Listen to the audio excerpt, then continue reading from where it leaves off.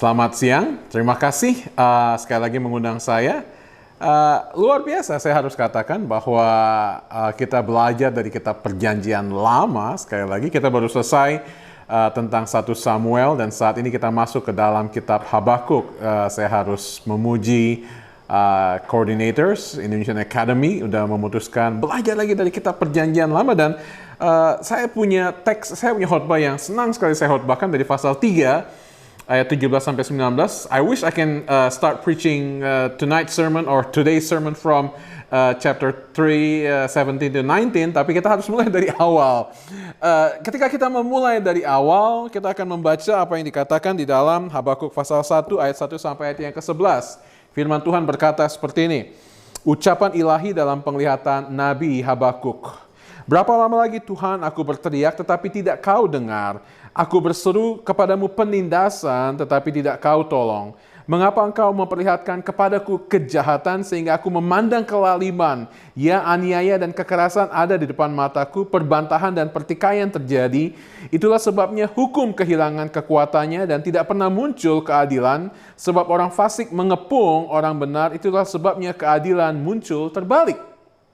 Ayat 5, lihatlah di antara bangsa-bangsa dan perhatikanlah, jadilah heran dan tercengang-cengang sebab aku perhatikan ini, melakukan suatu pekerjaan dalam zamanmu yang tidak akan kamu percayai jika tidak diceritakan. Sebab sesungguhnya akulah yang membangkitkan orang Kasdim, bangsa yang garang dan tangkas itu, yang melintasi lintang bujur bumi untuk menduduki tempat kediaman yang bukan kepunyaan mereka. Bangsa itu dahsyat dan menakutkan, keadilannya dan keluhurannya berasal daripadanya sendiri. Anda dapat melihat terus ayat 7, 8, 9, 10 sampai ke 11. Dan pada dasarnya pertanyaan inilah yang ditanya oleh Habakuk. Dan kita akan belajar sedikit pendahuluan mengenai siapa, di mana, bagaimana dia melayani pada saat itu. Tetapi pertanyaan dari Habakuk sangat tepat dengan apa yang kita pelajari hari ini.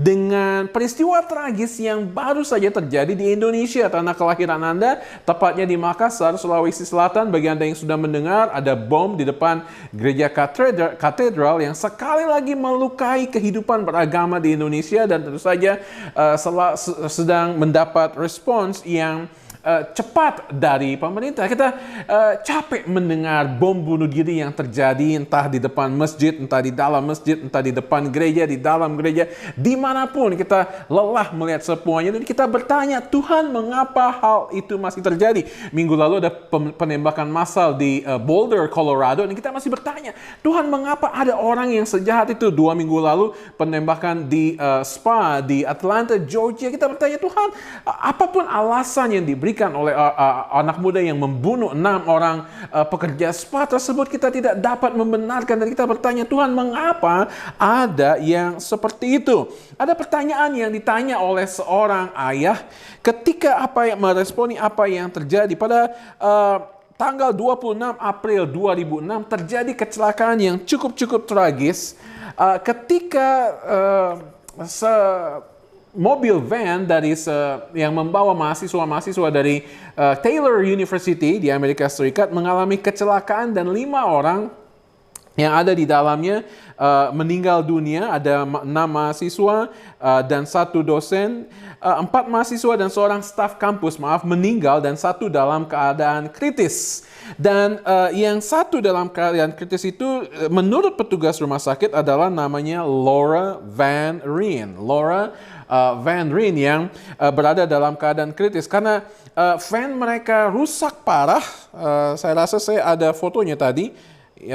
Ya ini dia fotonya, van mereka rusak parah sehingga sekujur tubuh Laura Van Ryn ini dibalut dengan perban dan keadaannya sungguh-sungguh sangat amat menyedihkan. Dan duduk di sisinya Don dan Susie Van Ryn, kedua orang tua dari Laura Van Ryn yang berdoa selama 5 minggu, berdoa supaya anaknya itu dapat melalui masa krisis. Dan kemudian ketika minggu ke-5 masuk dan Whitney Serak diklaim meninggal dan kemudian Laura, Don dan Susie Van Ryn berdoa untuk kesembuhan dari Laura Van Ryn selama 5 minggu berdoa. Dan ketika keadaannya semakin berangsur membaik, seakan semakin membaik dan membaik, perban mulai dibuka dari wajahnya. Dan ketika wajahnya dibuka, mulai dari kelihatan giginya dulu, Don dan Susie kemudian melihat, kok giginya berbeda. Anda melihat mereka tersenyum berdua, dan kalau Anda memperhatikan agak sulit dari kamera mungkin, kok giginya berbeda, ini bukan giginya Laura, anak kami. Dan ketika mulai dilihat tubuhnya yang lain, ternyata Laura ada anting, bukan anting, ada what do you call it di pusar itu. Dan kok aneh, anak kami nggak punya seperti ini. Dan ketika melihat dan akhirnya ditanya karena wajahnya masih ditutup sebagian, dan Don dan Susie bertanya, "What's your name?" Dia nggak bisa apa-apa, tapi dia minta tangannya bisa bergerak, dia tulis, dan dia tulis namanya Whitney Serac. Whitney Serac, orang tuanya Noel dan Colin Serac, 5 minggu sebelumnya menguburkan quote-unquote Whitney Serac. Ternyata yang mereka kuburkan adalah Laura Van Ryn. Petugas kamar jenazah karena tidak mampu untuk mengenali, dan adik dari Whitney Serac tidak dapat diizinkan, tidak disarankan untuk tidak masuk ke dalam kamar jenazah karena keadaannya begitu parah, dan petugas kamar jenazah mengaku itu kesalahan mereka. Anda tahu bahwa apa yang terjadi adalah Don dan Susie Van Ryn berdoa untuk kesembuhan Whitney Serac. Tapi mereka tidak sadar 5 minggu yang lalu orang-orang menguburkan anak mereka, Laura Van Ryn. Ada banyak hal yang tidak dapat dimengerti oleh Don dan Susie Van Ryn, tetapi ada satu hal yang luar biasa yang dikatakan oleh Don dan Susie Van Ryn. Mereka berkata, sulit untuk memahami bahwa 5 minggu kami mendoakan anak kami yang ternyata sudah dimakamkan 5 minggu sebelumnya. Apapun yang terjadi, Allah tetap baik. Ketika tidak mampu untuk memahami situasi, masih ada orang seperti Don dan Susie yang mengatakan Allah tetap baik. Dan ini yang sedang ditanya oleh Habakuk. Mengapa Tuhan engkau mengizinkan aku melihat penindasan? Mengapa aku melihat semuanya ini terjadi? Dan kita melihat, Anda di Amerika masih melihat isu rasialisme yang kental sekali. Kami di Indonesia melihat pemboman seperti ini. Dan kita berkata, Tuhan mengapa? Mengapa dan mengapa? Memang kita melihat setting sejarah dari Habakuk itu sendiri. Terjadi peristiwanya di dalam 2 Raja-Raja 23 sampai 2 Raja pasalnya yang ke-24. Pada waktu itu Asyur sudah menaklukkan Israel tahun 722 sebelum Masehi. Para ahli mengatakan kemungkinan Habakuk melayani tahun 612-an sebelum Masehi. Jadi 100 tahun setelah kerajaan utara, kerajaan Israel jatuh ke dalam tangan Asyur. Lalu kemudian Babel mulai memberontak kepada Asyur. Penguasa dunia waktu itu adalah Asyur. Dan Babel mulai memberontak dan akhirnya mereka menaklukkan Asyur. Anda masih ingat bahwa akhirnya tahun 586 Babel menaklukkan kerajaan selatan, kerajaan Yehuda. Sedikit saja mungkin ini bisa dilihat dan mungkin tidak terlalu, tetapi kalau Anda melihat peta-peta menunjukkan bahwa pada waktu itu Asyur menguasai banyak sekali. Ini ada warna-warna merah di situ, tetapi kemudian ini yang kemudian Babel bangkit dan menaklukkan lebih banyak lagi wilayah di dunia ini daripada yang ditaklukkan Asyur. Tetapi ketika Persia datang, Persia pun mengalahkan semuanya. Ini adalah peta-peta dari situ. Nah, sedikit mengenai Habakuk. Tidak ada istilahnya superscription. Anda belajar istilahnya superscription bukan saja di dalam font kita tahu ada subscription dan ada superscription, tetapi di dalam bahasa Alkitab superscription adalah kalimat atau petunjuk yang menjelaskan mengenai siapa nabi tersebut. Hanya dikatakan ucapan ilahi dalam penglihatan Nabi Habakuk. Satu-satunya nabi di dalam perjanjian lama atau di dalam minor prophet prophets, 12 kitab nabi-nabi kecil yang tidak memiliki superscription. Tidak dijelaskan siapa dia, sehingga ada yang tradisi yang mengatakan bahwa karena arti dari nama Habakuk adalah embrace, memeluk, mereka kemudian menghubungkan bahwa kemungkinan besar ini adalah anak dari janda Sarfat yang dipeluk oleh Elia dan yang tadinya mati dan kemudian akhirnya dibangkitkan oleh Elia karena dipeluk oleh Elia. Saya membaca beberapa tafsiran, tidak ada yang menghubungkan situ, sehingga saya mengatakan kecil kemungkinan dari bahwa Habakuk adalah anak dari janda Sarfat ini adalah akurat. Kecil kemungkinannya, tapi mungkin ini adalah informasi yang penting bagi Anda. Habakuk melayani di kerajaan Israel bersama dengan Yeremia, Yehezkiel, Nahum, dan Zefanya. Dan setelah Israel dibuang ke Babel, kalau Anda melihat di dalam kitab 2 Raja-Raja 23, ada hal yang sulit juga untuk kemudian dipahami ketika Anda melihat pertanyaan dari Habakuk, bukan Yakub, dari Habakuk. Nah, pada waktu itu Anda masih ingat Yosia, raja melayani dengan baik, ya. Lalu kemudian Yosia mati dengan cara yang tragis di dalam pasal 23 ayat 29. Dalam zamannya itu majulah Firaun Neko raja Mesir, lalu raja Asyur melawan raja Asyur di tepi sungai Efrat.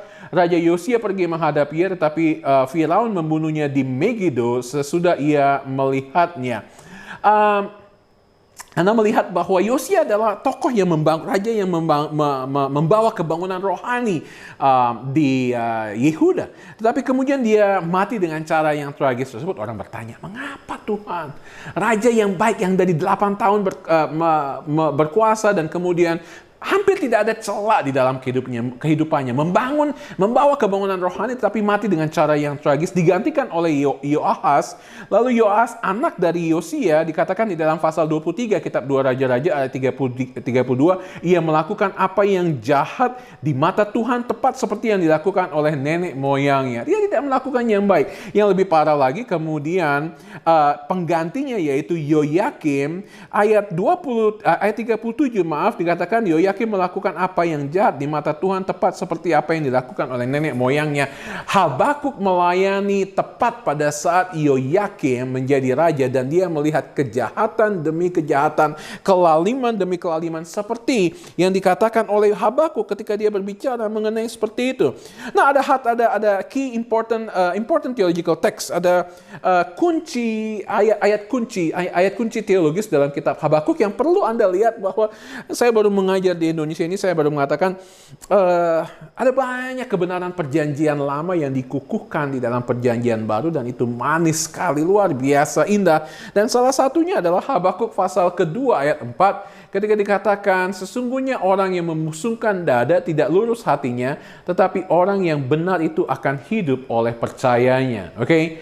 Anda tahu bahwa ketika Paulus menulis kepada jemaat di Roma pasal 1 ayat 16 sampai 17, dan ketika dia berkata orang benar akan hidup oleh iman, ini dia merupakan kutipan dari kitab Habakuk. Sehingga ketika Anda berkata, apakah di dalam perjanjian lama sudah diajarkan mengenai keselamatan? Iya, sudah diajarkan mengenai keselamatan, karena Habakuk mengatakan orang yang benar itu akan hidup oleh percayanya, oleh imannya. Di dalam bahasa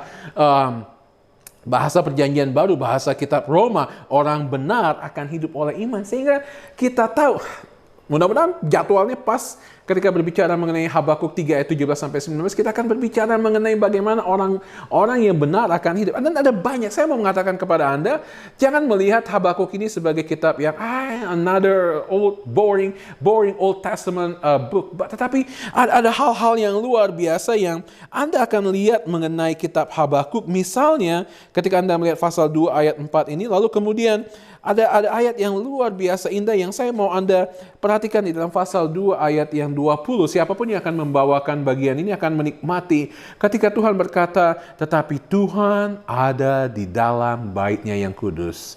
Berdiam dirilah di hadapannya ya segenap bumi di tengah krisis. Kita berbicara mengenai krisis pada waktu itu di Israel. Ketika mereka menghadapi segala sesuatu, bahkan di dalam pasal 3 nanti, sebenarnya luar biasa kalau kita bisa menghabiskan 1-2 jam bersama-sama dan just go through the whole 3 chapters ini bersama-sama dan lihat. Karena krisis yang dikatakan di dalam pasal 3 itu adalah krisis yang sedang dialami oleh bangsa ini tahun 2020 dan 2021.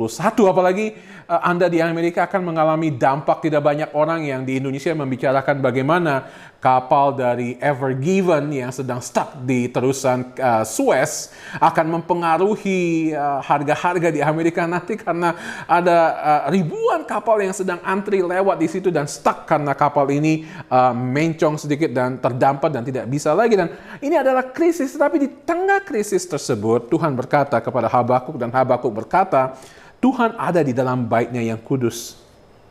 Berdiam dirilah di hadapannya ya segenap bumi. Nah, saya ingin mengajak Anda untuk bertanya, ketika seakan Allah tidak menjawab Anda. Apa yang dikatakan oleh Habakuk tadi, apa yang dialami oleh Don dan Susie Van Ryn ketika mereka mendoakan anak mereka, tetapi yang mereka doakan ternyata anak dari orang lain. Dan ketika kita melihat kelaliman demi kelaliman, penindasan demi penindasan, kita berpikir, Tuhan, kok seakan-akan Engkau tidak menjawab doa. Dan 3 kebenaran yang saya lihat di dalam bagian ini. Yang pertama, karena ada hati Allah yang terluka.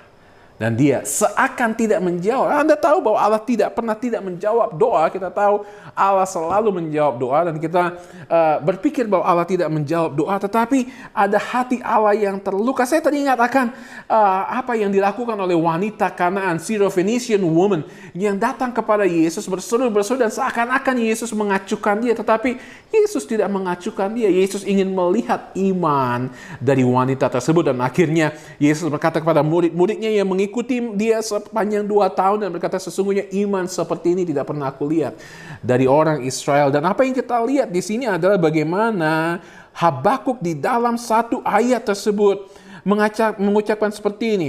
Ucapan ilahi dalam penglihatan Nabi Habakuk. Pembukaannya tadi saya katakan ayat yang pertama.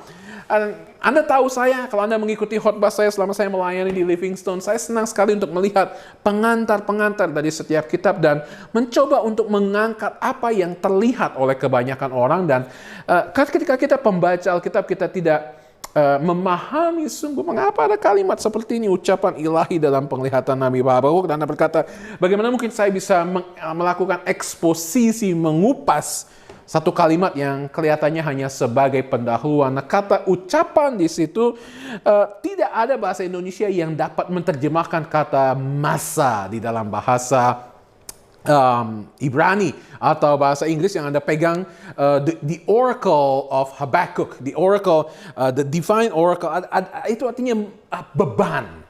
Di dalam kata Indonesia kalau kita mau terjemahkan itu adalah beban, tapi kata beban, kata masa di dalam bahasa Ibrani itu artinya mendapat akar kata, memiliki akar kata yang artinya mengangkat ke atas, mengangkat sesuatu. Tentu saja yang kita angkat, Anda mengangkat beban barbel, Anda mengangkat ke atas, itu adalah beban yang Anda angkat. Dan coba lihat, hubungkan dengan kalimat kedua di sini, ucapan ilahi, beban ilahi. Dan ketika saya mempelajari bagian, saya berkata, luar biasa, ada beban ilahi, sesuatu yang ada di dalam hati Tuhan. Sebabnya saya mengatakan ada hati Allah yang terluka. Dan selanjutnya dikatakan dalam penglihatan Nabi Habakuk, vision. Dia melihat sesuatu. Allah mengizinkan Nabi Habakuk untuk melihat sesuatu yang tidak dilihat orang lain, dan sesuatu itu adalah beban yang ada di dalam hati Allah. Dan ketika Habakuk berkata, hukum kehilangan kekuatannya, ayat 4, tidak pernah muncul keadilan, orang fasik mengepung orang benar, itulah sebabnya keadilan muncul terbalik. Dan Anda lihat di dalam 2 Raja-Raja 23-24 bagaimana Yoahas yang sudah melihat ayahnya Yosia melayani, memimpin kerajaan itu dengan benar, tetapi Yoahas tidak mengikuti teladan ayah. Bagaimana Yoyakim yang juga melihat Yosia melakukan semua yang benar, tetapi Yoyakim melakukan apa yang jahat di mata Tuhan. Dan Anda harus tahu, hati Allah terluka. Ketika seakan-akan kita tidak melihat Allah berkarya, Anda harus tahu bahwa Allah terluka hatinya. Kitab Keluaran diawali dengan perbudakan bangsa Israel dan mereka berseru 250 tahun. Dan ada kalimat yang mengatakan, dan Allah mendengar seruan mereka. Apakah Allah tidak mendengar seruan mereka? Selama 250 tahun Anda harus tahu hati Allah terluka. Selama 250 tahun itu ketika mendengar umatnya tertindas, melihat umatnya tertindas. Sodom dan Gomora, hati Allah terluka ketika melihat ciptaannya, orang-orang di Sodom dan Gomora melakukan kebiadaban, kejahatan yang ada di sana. Saya baru selesai seri kitab Yunus di gereja di Safari sini, dan Anda tahu bahwa orang-orang di Niniwe, 120.000 orang tersebut dikasihi oleh Tuhan dan hatinya terluka ketika Yunus tidak mau datang ke Niniwe untuk memenangkan orang-orang Niniwe. Ada hati Allah yang terluka. Dan tapi ada kuasa Allah yang dia menunjukkan untuk kemudian dia tunjukkan kepada mereka ketika dia berkata seperti ini. Maaf, di dalam ayat yang kelima, lihatlah di antara bangsa-bangsa dan perhatikanlah, jadilah heran dan tercengang-cengang sebab aku melakukan suatu pekerjaan dalam zamanmu yang tidak akan kamu percayai jika diceritakan. Apa itu?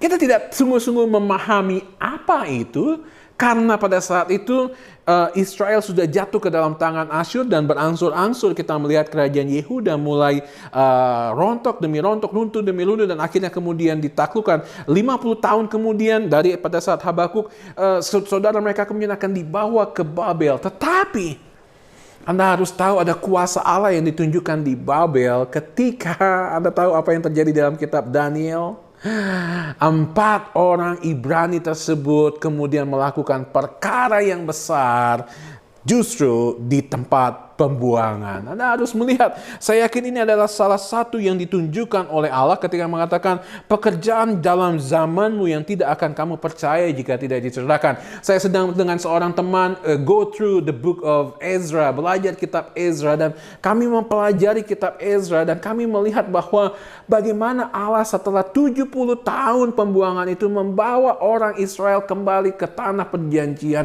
karena Allah ingin melakukan karya pekerjaan yang besar. Setelah pekerjaan yang besar selama 70 tahun itu, dia izinkan bangsa Israel ada di dalam pembuangan.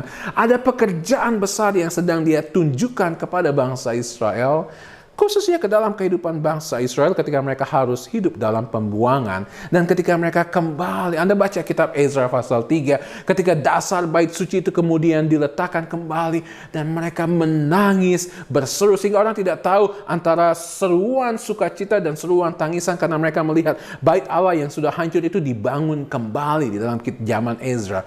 Ada suatu pekerjaan, ada kuasa yang luar biasa yang Allah sedang tunjukkan untuk membalas hatinya yang terluka. Untuk menutupi hatinya yang terluka, menyembuhkan hatinya yang terluka akan keberdosaan. Keberdosaan, ada hati yang terluka, ada kuasa, dan kemudian yang kita lihat ada rencana Allah yang akan dia jalankan. Anda tahu apa yang dikatakan oleh Allah ketika dia berkata di dalam ayat yang ke-6, sesungguhnya akulah yang membangkitkan orang Kasdim, Chaldeans, orang Asyur, orang Babel. Sesungguhnya aku yang membangkitkan orang Kasdim, bangsa yang garang dan tangkas itu, untuk menduduki tempat kediaman yang bukan kepunyaan mereka. Berbicara mengenai tanah Israel, mereka orang Kasdim ini menduduki tanah perjanjian yang bukan milik mereka. Tetapi Anda harus tahu bahwa itu ada dalam rencana Allah. Sulit bagi kita untuk memahami bagaimana mungkin rencana Allah dilakukan, digenapi melalui orang yang tidak mengenal Tuhan. Dan kalau Anda membuka kitab Ezra dan juga membuka kitab akhir dari kitab 2 Tawarik, Anda melihat bahwa Kores digerakkan hatinya oleh Tuhan untuk membawa orang Israel kembali dan membangun bait suci. Dan Anda tahu ada rencana Allah, dan ketika Allah memakai bangsa Kasdim untuk menjalankan hukumannya, hukuman Allah, Allah juga akan memakai orang Raja Kores untuk membangun kembali. Dan kita harus mengakui bahwa ada rencana Allah yang tidak kita pahami di dalam kehidupan kita yang harus kita lakukan. Diskusikan di dalam kelompok Anda pada saat ini ketika kita selesai nanti. Bagaimana kita memahami hati Allah yang terluka ketika melihat segala sesuatu yang terjadi, ketika melihat isu rasialisme yang masih ada di Amerika Serikat? Apakah hati Allah tidak terluka? Hati Allah terluka. Saya ingin bertanya kepada Anda, bagaimana kita diskusikan tidak melihat kepada orang lain, tapi melihat kepada diri kita sendiri? Ketika kita tidak setia kepada Allah, apakah itu tidak melukakan hati Allah? Diskusikan bagaimana di dalam pelayanan kita melukai hati Allah. Lalu bagaimana kita dapat memahami kuasa Allah yang memakai cara yang tidak kita pahami. Memakai cara membawa ikan besar untuk menelan Yunus dan membawa Yunus sampai ke Niniwe. Ada kuasa Allah yang tidak kita pahami. Ada kuasa Allah yang dia tunjukkan kepada Abraham ketika Abraham ingin Sodom dan Gomora diselamatkan. Tapi ada kuasa Allah juga di situ yang ditunjukkan. Seringkali kuasa Allah tidak terpahami. Di dalam bahasa Indonesia, it is no secret what God can do. It is no secret what God can do. Dalam bahasa Indonesia, tak tersembunyi kuasa Allah. Tak tersembunyi kuasa Allah. Kalau lain ditolong. Saya juga ada kuasa Allah yang harus Anda saksikan kepada orang. Dan Anda mendiskusikan ini juga. Dan rencana Allah yang dia akan jalankan. Nah ini ya seharusnya saya sampaikan kepada Anda di depan, tetapi Anda tahu sudah hampir 17 bulan saya tidak melihat Anda face to face, saya tidak melihat Lena dan anak-anak face to face 17 bulan, tetapi saya memahami ada rencana Allah yang sedang dia genapkan. Salah satunya adalah tadi 1 jam yang lalu, 2 jam yang lalu, mungkin saya baru memenangkan 1 orang lagi, namanya Ardi kepada Tuhan. Dia ingin dibaptiskan hari Selasa, hari Minggu depan nanti, tapi dia tidak tahu bahwa untuk dibaptiskan, dia harus datang kepada Yesus untuk percaya dulu. Dia pikir dia sudah diselamatkan, tapi dia belum diselamatkan. Minggu depan saya membaptiskan Ardi dengan 2 orang Iran, anak gadis Iran yang menjadi refugee di sini. Saya menginjili mereka, membawa mereka kepada Tuhan bulan November yang lalu, dan kami akan membaptiskan mereka hari Minggu nanti. 3 minggu yang lalu saya membaptiskan 3 orang yang bergumul mengenai pembaptisan. Ada rencana-rencana Tuhan, dan hari Selasa nanti Anda akan melihat jam 9 pagi waktu Indonesia bagian Barat, saya akan dilantik menjadi Direktur Lembaga Literatur Baptis. Bahasa Indonesianya Lifeway dari Gereja Baptis di Indonesia, tapi tentu saja dalam skala yang sejuta dari Lifeway yang ada di Amerika. Kecil lembaganya, berada di dalam keadaan yang sedang declining, almost bankrupt, dan mereka berpikir, nah ini ada orang baru pulang dari Amerika, why don't we ask him to lead this ministry. So berdoa untuk rencana Tuhan yang saya sedang jalankan, tetapi ada rencana Tuhan juga yang sedang dia pakai di dalam kehidupan Anda. Dan saya ingin melewati tentang Whitney Sarah karena waktu sudah hampir selesai, tapi saya ingin mengajak Anda untuk berbicara mengenai Susanna Wesley. Susanna Wesley adalah seorang wanita yang pintar, yang luar biasa, belajar banyak hal, tetapi kemudian dia menikah dengan seorang pengkhotbah, dan tadinya dia berpikir dia akan menjadi seorang ahli bahasa Ibrani, ahli bahasa Yunani, tetapi Tuhan mengizinkan dia untuk menjadi istri seorang pendeta, dan apa yang terjadi di dalam kehidupannya adalah sesuatu yang tidak dapat dia pahami. Dia punya 19 orang anak. Ronnie 5, keluarga kecil dibandingkan dengan Susanna Wesley. Tetapi hanya 11 dari 19 anaknya itu hidup, dan kebanyakan mati karena sakit.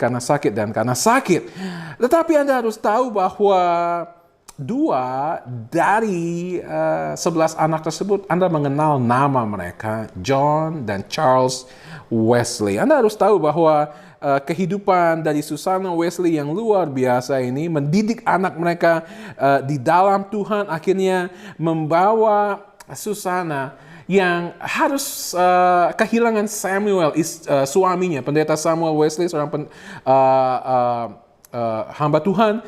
Tetapi Anda harus tahu bahwa bukan saja John Wesley kemudian mendirikan gereja Methodist, pendiri Methodist, anak dari Susanna Wesley yang hidup dalam kesusahan demi kesusahan. Tapi Charles Wesley, penulis hymn, ribuan hymn ditulis oleh dia. Bukan itu saja, ada banyak anak-anak lain yang kemudian menjadi orang-orang yang luar biasa karena apa yang dilakukan, yang dialami oleh Susanna Wesley. Dia berpikir bahwa dia akan menjadi orang yang lain, tetapi dia diizinkan oleh Tuhan untuk melihat hal yang pahit di dalam kehidupannya. Dan saya yakin Susana Wesley pun bertanya kepada Tuhan, mengapa anak-anak saya, anak-anak plural, mati karena penyakit. Tetapi kemudian dia mendapati jawabannya, bahwa Tuhan memakai semuanya itu untuk menjalankan kehendaknya, kuasanya. Membangunkan kebangunan rohani di gereja Methodis melalui lagu-lagu yang ditulis oleh Charles Wesley. Karena ada seorang Susana Wesley yang mungkin pernah bertanya kepada Tuhan, mengapa? Saya ingin menutup dengan mengatakan, mungkin pada siang hari ini ada di antara Anda yang sedang bertanya, mengapa Tuhan? Mengapa Tuhan? Mengapa saya masih harus hidup dalam pergumulan seperti ini? Saya tidak tahu apa pergumulan Anda. Mungkin Anda bertanya, Tuhan, mengapa karir saya tidak lebih baik lagi? Mengapa saya sedang sulit mencari pekerjaan? Mengapa keluarga saya mengapa saya diizinkan untuk melalui seperti ini? Well, you're talking to the right guy kalau Anda mau bertanya, mengapa 17 bulan ini saya belum bisa lagi memeluk Lena dan menggendong Micah dan kakak-kakaknya? Karena ada rencana Tuhan yang sedang Dia jalankan melalui saya di Indonesia, tetapi saya percaya itu juga dapat terjadi di dalam kehidupan Anda ketika Anda tahu the oracles of God, beban Allah yang Dia sedang izinkan untuk Anda lihat seperti Dia izinkan Habakuk lihat.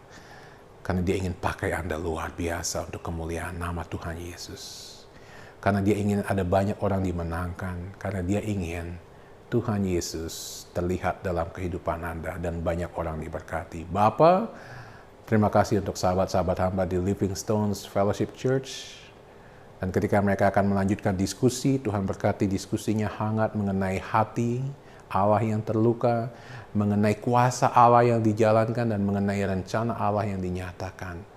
Dan hamba berdoa berkat urapan Tuhan luar biasa untuk mereka. Dalam nama-Mu Tuhan kami berdoa dan mengucap syukur. Amin. Tuhan Yesus memberkati.